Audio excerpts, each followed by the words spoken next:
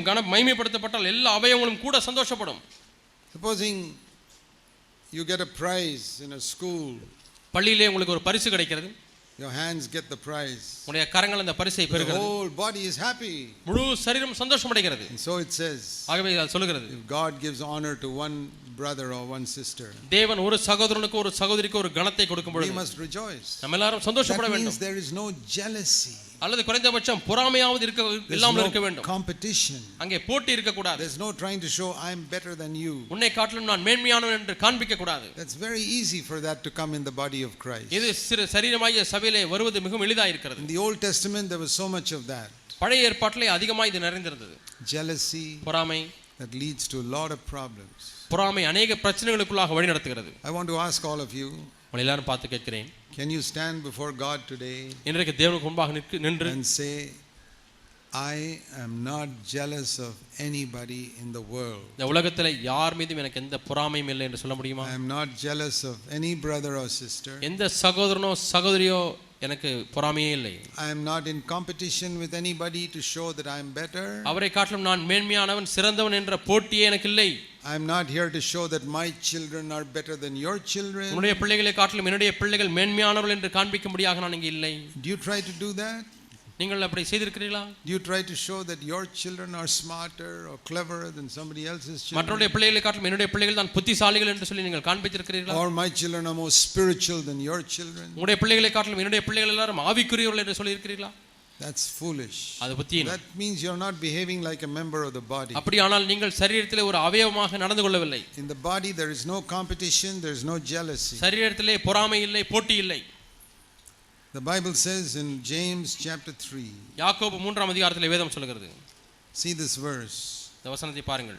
James chapter 3 யாக்கோபு 3ஆம் அதிகாரம் and verse 16. 16ஆம் வசனம். புதிய ஏற்பாட்டிலே பக்கம் 314. James 3:16. 315ஆம் பக்கம். Wherever there is jealousy and selfish ambition, there is disorder and every evil thing. வைராக்கியமும் விரோதமும் எங்கே உண்டோ அங்கே கலகமும் சகல துர்ச்செய்கைகளும் உண்டு. Be careful of jealousy. பொறாமையை குறித்து எச்சரிக்கையாயிருங்கள். And be careful of selfish ambition where you're trying to show you're better than somebody else. மற்றவர்களை காட்டிலும் நான் தான் சிறந்தவன் மேன்மையானவன் என்று காண்பிக்கக்கூடிய சுய அபிலாஷைக்கு நீங்கள் விலகிருங்கள். My children are better than yours. அல்லது என்னுடைய சபையை காட்டிலும் மேன்மையானது. Where that comes, அது எங்கே வருகிறதோ there will be disorder and every evil thing. அங்கே ஒழுங்கற்ற நிலைமையும் ஒவ்வொரு தீமையான காரியமும் வந்துவிடும். And if you begin to boast about your children, you will ruin your children. உங்களுடைய பிள்ளைகளை குறித்து மேன்மை பாராட்டினால் உங்களுடைய பிள்ளைகளை நீங்களே அழித்து விடுவீர்கள். If your children are good, give God the glory. பிள்ளைகள் நல்லவர்களாக இருந்தால் தேவனுக்கு மகிமை செலுத்துங்கள். If your children are clever, doing well in school, give God the glory. பிள்ளைகள் புத்திசாலிகள் நன்றாக படித்தால் தேவனுக்கு மகிமை செலுத்துங்கள். If your children are following the Lord, give God the glory. பிள்ளைகள் தேவனை பின்பற்றினால் தேவனுக்கு மகிமை செலுத்துங்கள். But don't ever compare your children with somebody else's children. ஒரு காலம் உங்கள் பிள்ளைகளை மற்ற பிள்ளைகளோடு கூட ஒப்பிட்டு பார்க்க வேண்டாம். That will lead to pride. அது பெருமைக்குள்ளாய் வழிநடத்தும். Or lead to jealousy. பொறாமைக்குள்ளாய் நடத்தும். And all types of problems. எல்லா விதமான பிரச்சனைகளுக்குள்ளாக நடத்தும். So dear brothers and sisters, அருமையான சகோதர சகோதரிகளே, in the body of Christ there must be no jealousy and no selfish ambition.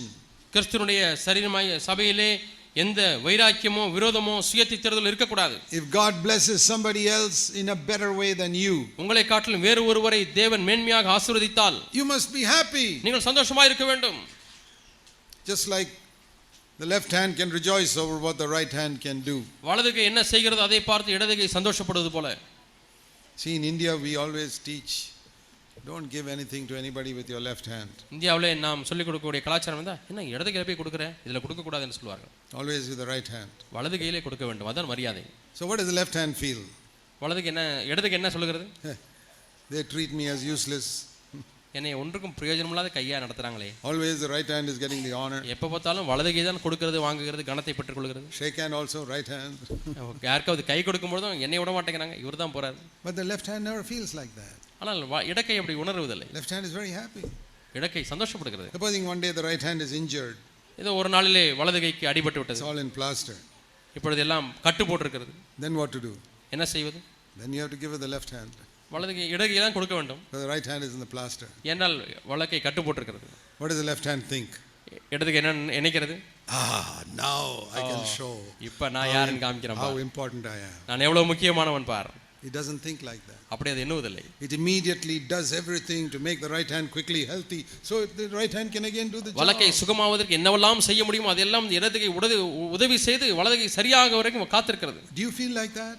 நீங்கள் அப்படி உணர்கிறீர்களா? When another brother is being honored, வேறொரு சகோதரன் கனப்படுத்தப்படும் பொழுது, respected, மதிக்கப்படும் பொழுது, another sister perhaps, இன்னொரு சகோதரி ஒருவேளை, and God is using them, தேவன் அந்த சகோதரியை பயன்படுத்துகிறார். is there a jealousy? அங்கே ஒரு பொறாமை வருகிறதா? Do you want to get that honor for yourself? அந்த கனத்தை நீயாகவே பெற்றுக்கொள்ள வேண்டுமா? Can you rejoice? அல்லது உன்னாலே மகிழக்கூடுமா? If God has chosen to give somebody a gift, praise the Lord. தேவன் யாரோ ஒருவரை வரம் கொடுப்பதற்கு என்று தெரிந்து கொடுத்தால் நீங்கள் கர்த்தருக்கு ஸ்தோத்திரம் செலுத்துங்கள். See, let me show you an example in the Old Testament. பழைய ஏற்பாட்டிலே ஒரு உதாரணத்தை உங்களுக்கு காண்பிக்கிறேன். Genesis chapter 4. ஆதியாகமம் 4ஆம் அதிகாரம். Genesis chapter 4. ஆதியாகமம் 4ஆம் அதிகாரம். We read here about the first two children born to Adam, ஆதாமுக்கு பிறந்த முதல் 2 பிள்ளைகளை குறித்து நான் வாசிக்கிறேன். Cain and Abel. Coin, Abel. And they each brought an offering to God. ஒவ்வொருவரும் தேவனுக்கு காணிக்கை செலுத்துகிறார்கள். We read in verse 3 and 4. ஆதியாகமம் 4ஆம் அதிகாரம் 3-4 வசனங்களிலே வாசிக்கிறோம். 5ஆம் வசனம். And the fire fell on Abel's offering, but no fire fell on Cain's offering.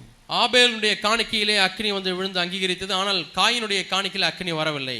That is how God showed, I accepted this offering, but I have not accepted your offering. இந்த காணிக்கையை நான் ஏற்றுக்கொண்டேன், உன்னுடைய காணிக்கையை நான் ஏற்றுக்கொள்ளவில்லை என்று இப்படித்தான் தேவன் காண்பிக்கிறார். And what happened to Cain? காயினுக்கு என்ன நடந்தது? He saw God blessing his younger brother. தன்னுடைய இளைய சகோதரனை தேவன் ஆசீர்வதிக்கிறதை பார்க்கிறார். How do you feel when God blesses somebody younger than you?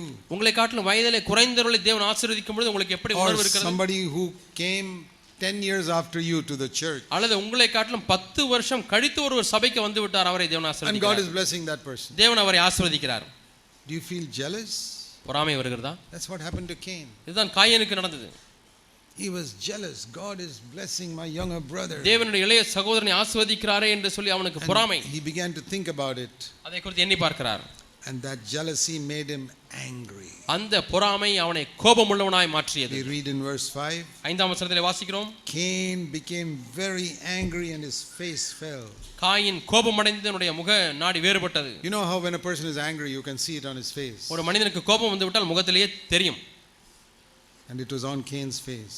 காயினுடைய முகத்திலே அந்த கோபம் வெளிப்பட்டது. And the Lord said to Cain, ஆண்டவர் காயினை பார்த்து சொன்னார். verse 6. 6ஆம் வசனம். Why are you angry? ஏன் கோபமாய் இருக்கிறாய்? I want to ask you, நான் உங்களை கேட்கிறேன். do you think the Lord is saying that to anybody here? இங்கே இருக்கக்கூடிய யாருக்காவது தேவன் அப்படி சொல்லுகிறாரா? Is the Lord saying to you, why are you angry? ஏன் நீ எரிச்சலாய் இருக்கிறாய், கோபமாய் இருக்கிறாய் என்று சொல்லுகிறாரா? Why are you jealous?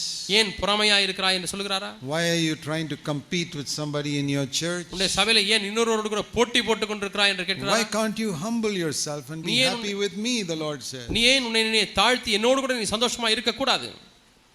If you live before God, தேவனுக்கு முன்பாக வாழ்ந்தால் God will help you. தேவன் உனக்கு உதவி செய்வார். But if you allow this jealousy to remain, ஆனால் இந்த பொறாமை உன்னிலேயே நிலைத்திருக்கும்படி அனுமதித்து விட்டால், verse 7, 7ஆம் வசனம், last part, கடைசி பகுதி, the sin is crouching at the door of your heart. பாவம் உன் வாசற்படியிலே இருதயத்தின் வாசற்படியிலே படுத்திருக்கும். Desire of sin is to conquer you.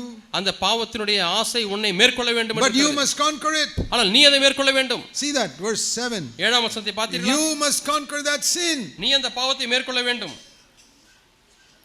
So you must conquer sin is not a new covenant message. ஆகவே நீ பாவத்தை ஆண்டு கொள்ள வேண்டும், மேற்கொள்ள வேண்டும் என்பது புது உடன்படிக்கை செய்தி அல்ல. It is not even a message of the law, it is before the law. நியாயப்பிரமாணத்தின் செய்தி கூட அல்ல, அதற்கு முன்பாகவே இருந்த செய்தி. It is the first thing that God is telling man after he goes outside the garden of Eden. Eden தோட்டத்தை விட்டு வெளியே போன உடனே தேவன் மனிதனுக்கு சொன்ன முதல் காரியம் இதுதான்.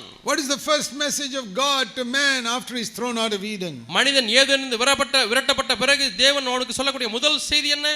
You must conquer sin. நீ பாவத்தை மேற்கொள்ள வேண்டும். You must overcome this wrong attitude towards your brother. உன்னுடைய சகோதரன் மீது இருக்கக்கூடிய தவறான இந்த மனப்பான்மையை நீ மேற்கொள்ள வேண்டும். You must overcome this wrong attitude towards your sister. உன்னுடைய சகோதரி மேல் இருக்கக்கூடிய தவறான மனப்பான்மையை நீ மேற்கொள்ள வேண்டும். That is the message that is coming through to the church even today. இன்றைக்கும் சபைக்கு நேரடியாக வரக்கூடிய செய்தி இதுதான். Is there anybody sitting here like that? இங்கே யாராவது அப்படி உட்கார்ந்து கொண்டிருந்தால், to whom God is saying you must get rid of that wrong attitude towards your brother, உன்னுடைய சகோதரன் மீது உனக்கு இருக்கக்கூடிய தவறான அந்த மனப்பான்மையிலிருந்து நீ வெற்றி பெற வேண்டும் என்று towards சொல்கிறார். your sister, உன்னுடைய சகோதரின் மீது.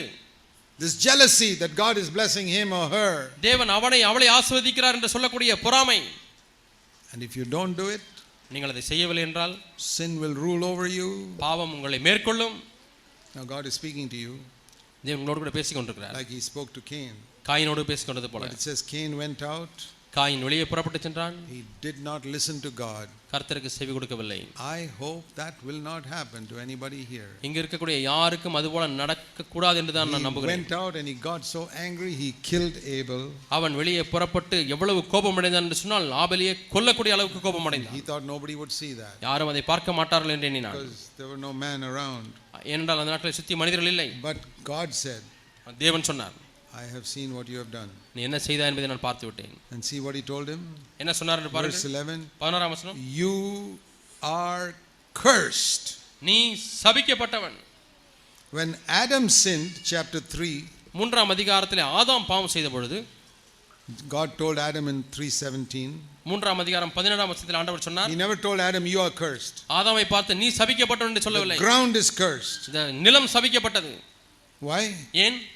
Because Adam did not hurt anybody else. என்றால் ஆதாம் வேறு யாருக்கும் தீங்கு செய்யவில்லை, புண்படுத்தவில்லை. He sinned and he hurt himself. அவன் பாவம் செய்து தன்னைத்தானே காயப்படுத்திக் கொண்டான். When Cain sinned, காயின் பாவம் செய்த he பொழுது hurt somebody else. அவன் இன்னொருவருக்கு தீங்கிழைத்தான். So there are two types of sins. இரண்டு விதமான பாவங்கள். Genesis 3, ஆதியாகமம் 3ஆம் அதிகாரம், where you hurt yourself. உன்னை நீயே காயப்படுத்திக் கொள்வது. Genesis 4, ஆதியாகமம் 4ஆம் அதிகாரம், where you hurt somebody else. இன்னொருவரை நீ காயப்படுத்துவது. Which is worse? எது மிக மோசமான பாவம்? When you hurt yourself, உன்னை நீயே காயப்படுத்துவதா? the ground is cursed. நிலம் சபிக்கப்படுகிறது. When you hurt other people, மற்றவர்களை காயப்படுத்தும் பொழுது you are cursed. நீ சபிக்கப்பட்டவனாய் மாறுகிறாய். Cain, you are cursed. காயினே நீ சபிக்கப்பட்டாய். Who was the first man that God cursed? தேவன் சபித்த முதல் மனிதன் யார்? Not Adam. ஆதாம் அல்ல. Remember that.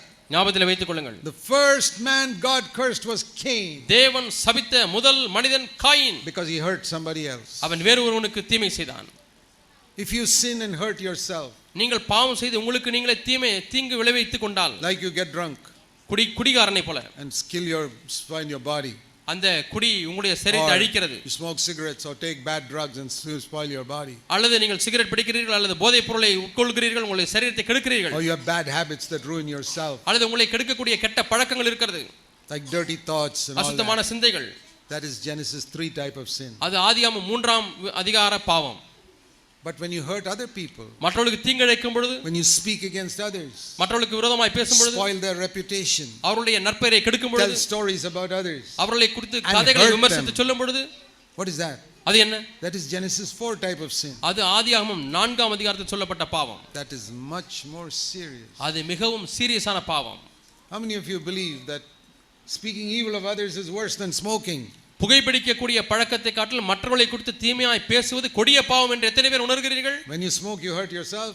புகைப்பிடிக்கும் பொழுது உன்னை நீயே காயப்படுத்துகிறாய். When you speak evil of others, you are hurting other people. மற்றவர்களை குறித்து தீமையாய் பேசும் பொழுது மற்றவர்களுக்கு நீங்கள் தீங்கிழைக்கிறீர்கள். Very few people understand that. மிக சிலரே இதை விளங்கிக் கொள்கிறார்கள். That is a more serious sin when you speak against others. மற்றவர்களுக்கு விரோதமாய் பேசும் பொழுது அதுதான் மிக கொடிய பாவம். Especially if that other person is a member of the body of Christ. அதிலும் குறிப்பாக மற்ற நபர் சபையிலே ஒரு அங்கத்தினராய் இருந்தால். So I hope that from now on, ஆகவே இப்பொழுதிலிருந்து என்னுடைய நம்பிக்கை என்னவென்றால், none of us will be like Cain. நம்மில் யாருமே காயினை போல இருக்க கூடாது. None of us will be jealous of our brothers and sisters. நம்மில் யாருமே நம்முடைய சகோதர சகோதரிகளை குறித்து பொறாமைப்படக்கூடாது. None of us will hurt our brothers and sisters. நம்மில் யாருமே நம்முடைய சகோதர சகோதரிக்கு தீங்கிழைக்க கூடாது. Those days Cain took a stone and killed, அந்த நாட்களிலே hit Abel's head and killed him. அந்த நாட்களிலே காயின் தலையை எடுத்து கல்லை எடுத்து ஆபேலுடைய தலையிலே போட்டு அவனை கொன்றான். Today we hurt people with the tongue. இன்றைக்கு நாம் நம்முடைய நாவினாலே மற்றவர்களை காயப்படுத்துகிறோம். Whether you kill a person with a stone or kill a person with your tongue, it's the same thing. கல்லினாலே ஒரு மனிதனை காயப்படுத்தினாலும் நாவினாலே ஒரு மனிதனை காயப்படுத்தினாலும் ஒன்றுதான். It's the same sin of Cain. அது இரண்டுமே காயினை போல பாவம். I can only warn you. என்னால் எச்சரிப்பு மட்டும் கொடுக்க முடியும். Sin is crouching at the door of your heart. உன்னுடைய இருதயத்தின் வாசலிலே பாவம் படுத்துக் கொண்டிருக்கிறது. Like a tiger wanting to come inside your house. ஒரு புலி பதுங்கி உன்னுடைய வீட்டுக்குள்ளாய் வருவதற்கு முயற்சிப்பது போல. Keep that door shut. அந்த கதவை அடைத்து வையுங்கள். Love your brothers and sisters. சகோதர சகோதரிகளை நேசியுங்கள்.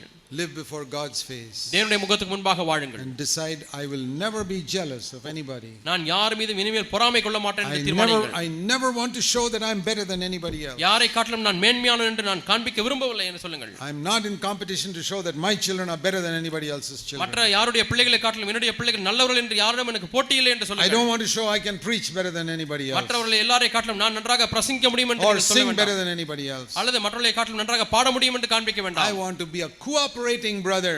நான் இசைந்து கொடுக்கக்கூடிய இணைந்து கிரியை செய்யக்கூடிய சகோதரனாய் இருக்க விரும்புகிறேன். I want to be a member of the body of Christ. கிறிஸ்துவின் சரீரமாகிய சபையிலே நான் ஒரு அங்கத்தினன். Dear brothers and sisters, I hope in all of our churches we'll build the body of Christ. நம்முடைய எல்லா சபைகளிலேயும் நாம் இப்படியாய் கிறிஸ்துவின் சரீரத்தை கட்டுவோம் என்று நான் நம்புகிறேன். Those of you who are elder brothers, மூப்பராய் இருக்கக்கூடிய நீங்கள், you are a good elder brother if you can build the body of Christ. கிறிஸ்துவின் சரீரத்தை நீங்கள் கட்டக்கூடியவர்களானால் நீங்கள் நல்ல ஒரு மூப்பர். Not if you are a great preacher. நீங்கள் பெரிய பிரசங்கியா இருப்பதனாலே நல்ல மூப்பர் அல்ல. May God bless us all. நாம் எல்லாரையும் தேவன் ஆசீர்வதிப்பாராக. Let's bow our heads before God. நம்முடைய தலைகளை தேவனுக்கு முன்பாக வணங்கி நாம் ஜெபிப்போம். There are many things God has spoken to us today. இன்றைக்கு தேவன் பல காரியங்களை நம்மிடத்தில் பேசியிருக்கிறார்.